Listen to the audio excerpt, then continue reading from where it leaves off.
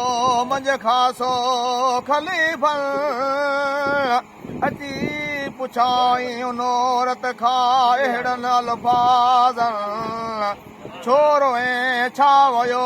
तोखां परमल पाण पुछनि जुग जिलानी जग जा सुका सावा कनि वाज़ियारीन ॾुख टारीन लाइन विछोड़ा वरहनि तूं हली कर हक़ीक़त पंहिंजी सारे मंझ सूरनि म्याए ओ हली आय म्याए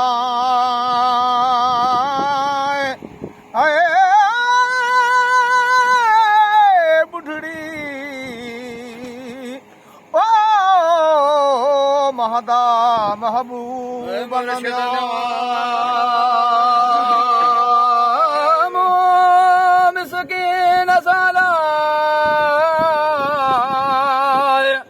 हिकु वॾो थियो वेज़न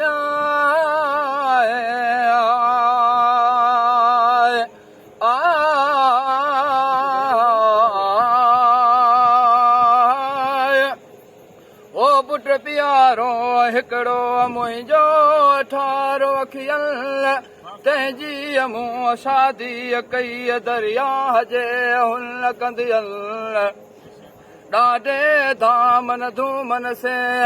जंज हली जानियल जंज जानी रसिया साजर साओरल मोड़ मोचारा मुंहं ते चङा गाज ॻाइन ॾाढो लाॾीअ रातड़ी मथे वेठा से जन न्याए ओ लाॾो न्याए ओ लाॾीअ रातड़ी अलाए वेठा मथे से जन्म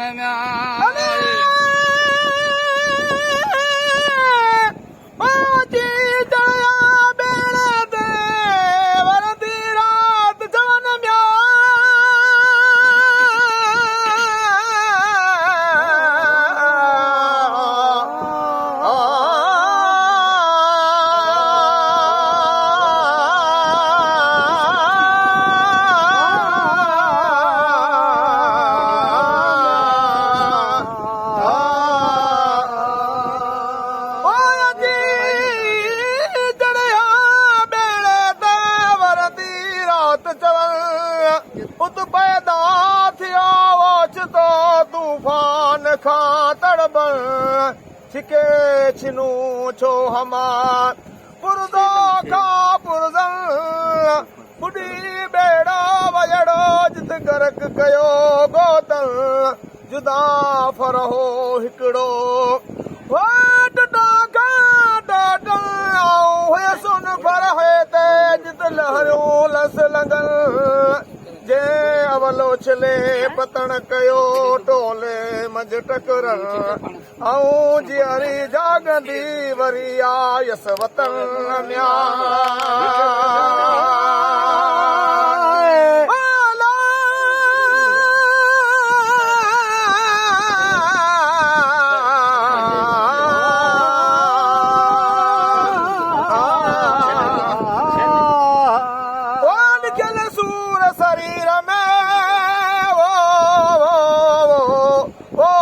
कुठीअ जे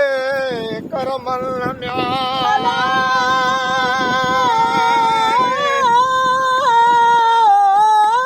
लिखियल सूर शरीर में कुठीअ जे करमल